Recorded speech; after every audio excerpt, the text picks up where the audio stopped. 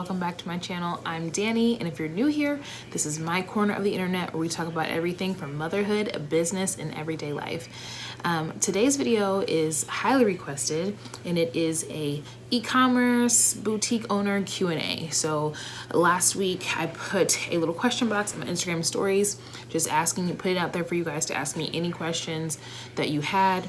A lot came in and I can't put them all into one video. So this is a part one. We'll come back and do some more. I think today we have 10 or 11 questions. So let's get into it. First question that came through a lot was, how can I get a business address that is not my physical address? So there are a couple things you can do. It is always a great idea to get a P.O. box.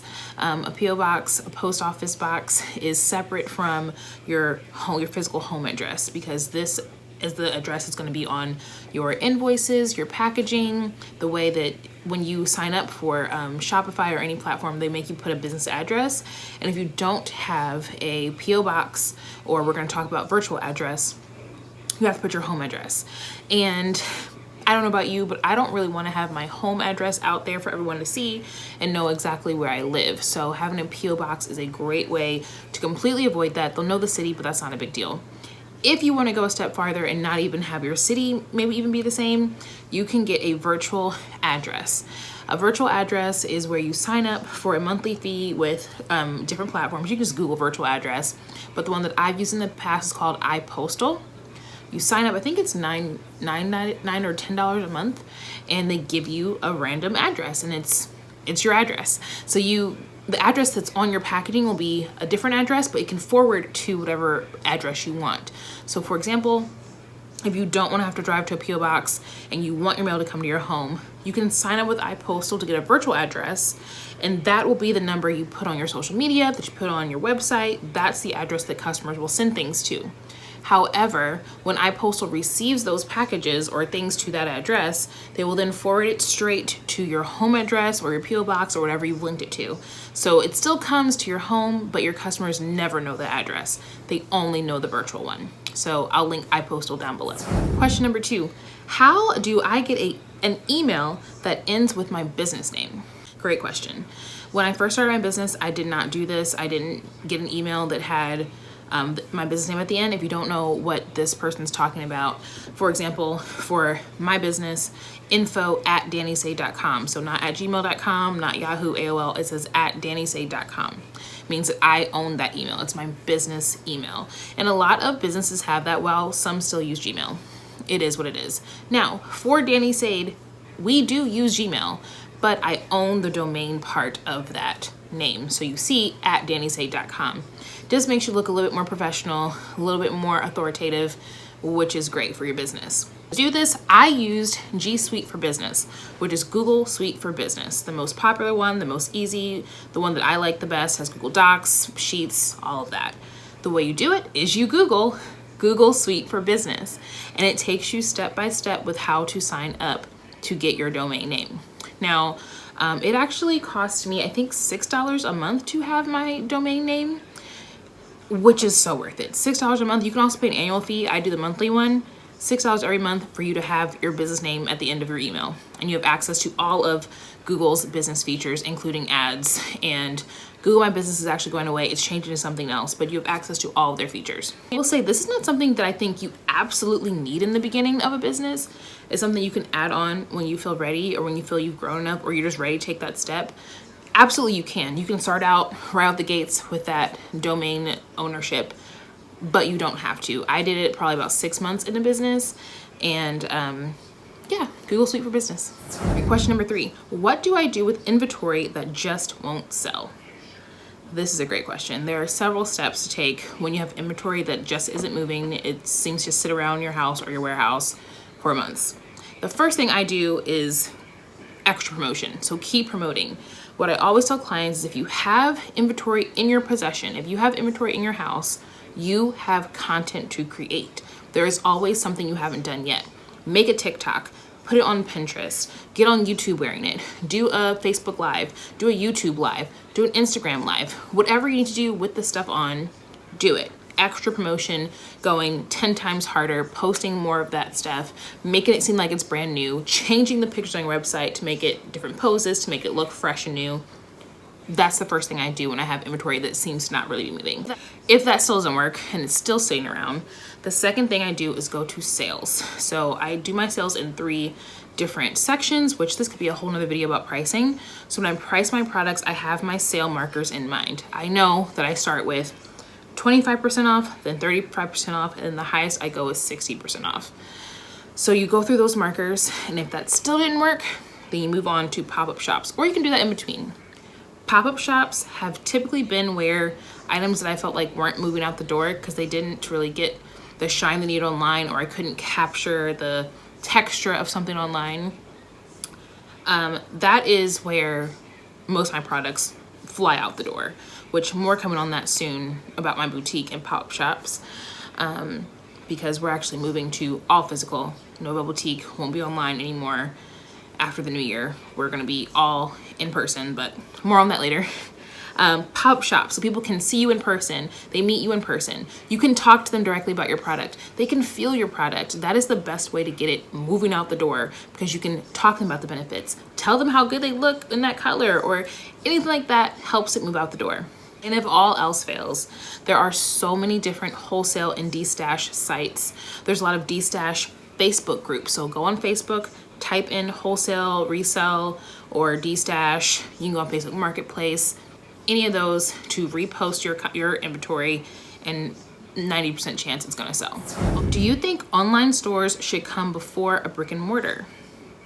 Yes, I do.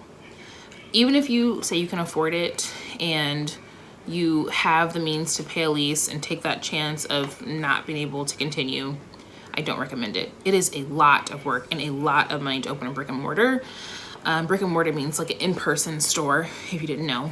It is a lot of capital to put into that. You need to have fitting rooms to really make it look good, mirrors, hangers, shelves, your window display, your insurance, your monthly payment. Out of these commercial spaces, the monthly payment is high. It's really high. So don't think it's gonna be simple. It's high. It's in 5 figures for sure. At least some of the better ones where you're really gonna get that traffic, expensive, a lot of money. Online can be, for Shopify, the basic plan is $29 and you get 2 weeks free trial. Start there and see that people want your product. See that you know how to market it and sell it. Make some money, get an audience behind you before you go and put all of that energy into an entire shop where now your business name or credit is on the line. Start with online. It's much safer to just start online. How much inventory did you start with? Great question. I started with, I think, 8 or 9 pieces when I did my first store, and even that was too much, way too much.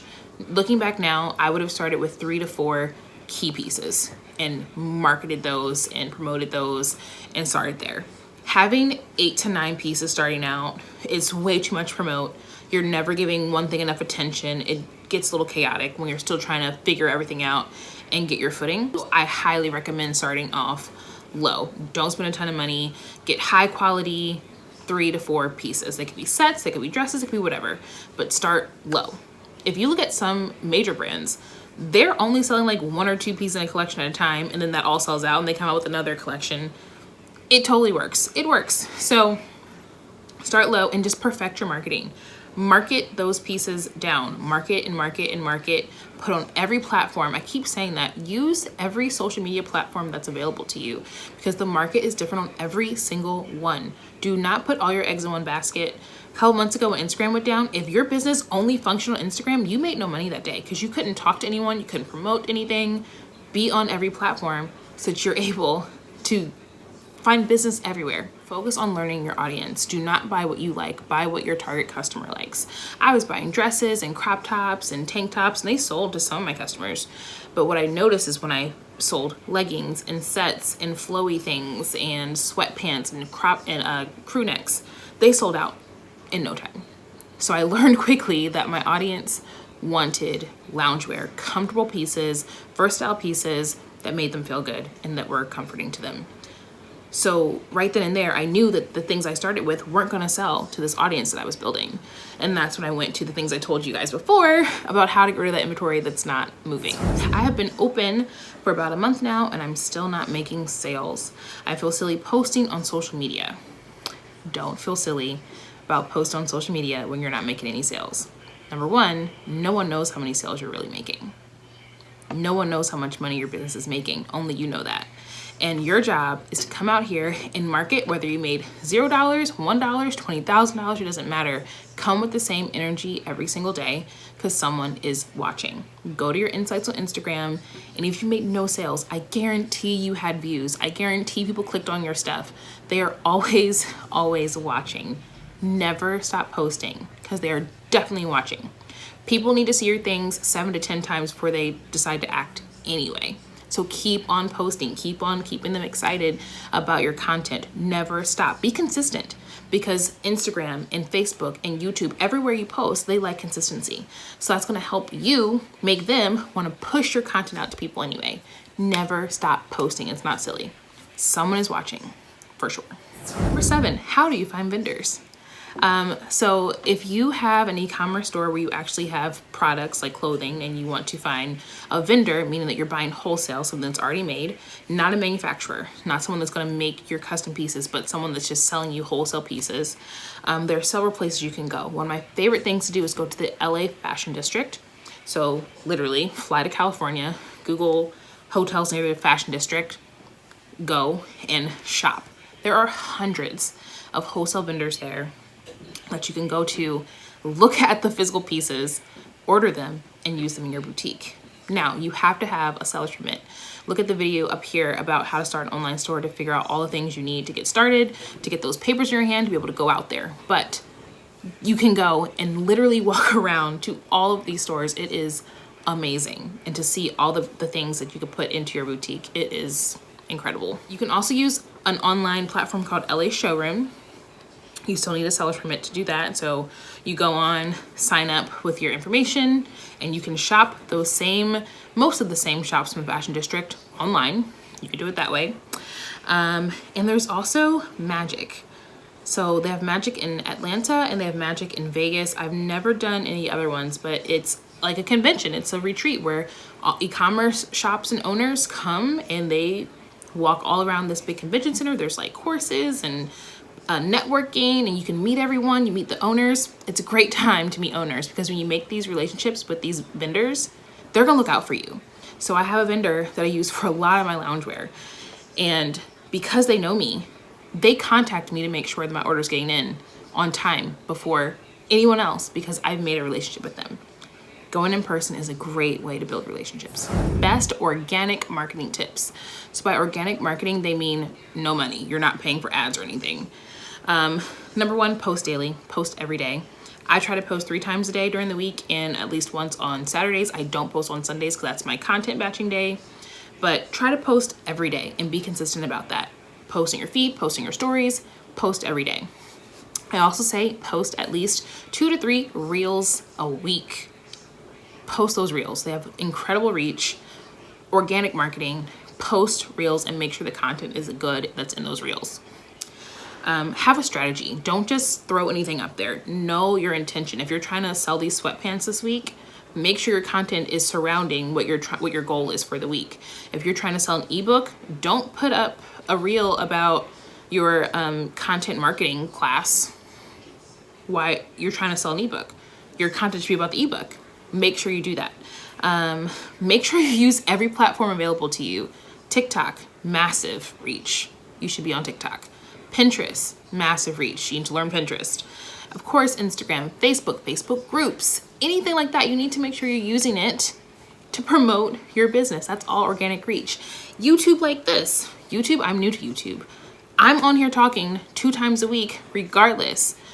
It's not monetized. I'm not monetized on YouTube. I don't make money from YouTube, but I get views on YouTube. I have reach here. People come here and see my content. They click the links down in my description. They head over to my website. They head to my Instagram. That's organic marketing. Just like this. Something else that I don't think a lot of e-commerce business owners think about is Poshmark, Etsy, pop-up shops, Facebook Marketplace. Poshmark is huge. When you go on Poshmark, everyone thinks it's just used clothing that people are reselling, like thrifting. There's a tab on Poshmark for brand new clothes called boutique. So you can post something new with tags, click boutique, and it'll go to your boutique. Anytime I post something for my boutiques, I put it on Poshmark and click that boutique button as well. I get a lot of sales on Poshmark. I make probably 1 to 2K every month just from Poshmark. Not a ton, but why not? It's there. Another tip are podcasts. Podcasts are great for reach, especially if you are a service professional, coaching, anything like that. Get on a podcast. Go and talk about what you're good at, what you're selling. Get on there and just start talking about your business, talking about your passions, talking about your story. Get people excited, get people invested in you, and they will follow and go look at your business. And Instagram Live and Facebook Lives. Listen, I know it can be scary to go live. I know you can go live and there's no one there and you're talking to yourself. Keep talking to yourself. Instagram likes when people go live. They love when people go live. So go live, save that to your feed, repurpose that content, take little bits out of your live, post it on YouTube, post it on TikTok, post it on Pinterest as an idea pin, repurpose that content, and that's organic marketing. And do you think brand collabs are important? I do. I, in the beginning, didn't do any collaborations, didn't really work with other brands, and I regret not doing it sooner. It is really important to collaborate with other brands because they have an audience too that now are going to be interested in you. Now, I don't suggest if you're selling loungewear, don't go partner with someone who is selling car parts because it makes no sense. There's no connection there. But something that I do is maybe I'll partner with someone that sells candles. Why? Because loungewear is cozy, get a cozy candle. Why not? That's collaboration. Our audience can relate to this story, the vision that we're creating for them. Great way to make funds. Number 10, email versus text message marketing. I think they're both great. I don't think the one's better than the other. I use email marketing a lot more than I use text message marketing. And I need to get on the ball and use text more because text is direct to the phone. It's right on the screen. Emails, people can turn off their notifications on their phone a lot for emails. So they don't see it till later. Most time people don't do that with their text messages. So both are great. I think they're very important. Emails make me a lot of sales because it's going directly to their inbox. It's not being filtered out by the Instagram or Facebook algorithm. Email and text message marketing is a must-have. If you have Shopify, which if you have e-commerce, you should have Shopify. Shopify has a ton of email and text messaging platforms. My favorite is Klaviyo, but they do have one built right in called Shopify email, maybe? Shopify marketing, I don't know. But if you click the marketing tab, it'll be there. And Postscript is my favorite for text messaging. Been free shipping or charge your customers. I asked my customers and I posted a poll that said, would you rather pay shipping and have a lower product cost or have free shipping and have a higher product cost? And I asked them what they wanted, and the majority of my customers voted that they would rather have higher product costs with free shipping. So that's what I went with. I was just asking your audience. People are very different with what they want. The reality is shipping is expensive for the business owner, and you have to get that cost in there somewhere. I know as a shopper, as I know for me when I'm shopping, I don't want to pay shipping. I know when I see that my total is 25 bucks and they add $15 on for shipping, I'm annoyed and I click off.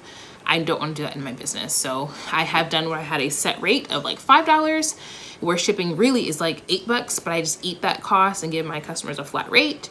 Now I've moved to having all free shipping for my activewear shop because that's just what my customers voted for. So products a little bit higher, but they don't have to pay an extra shipping cost. That worked for me. All right, guys, so that's the end of part 1 of the boutique owner, e-commerce store shop owner Q&A.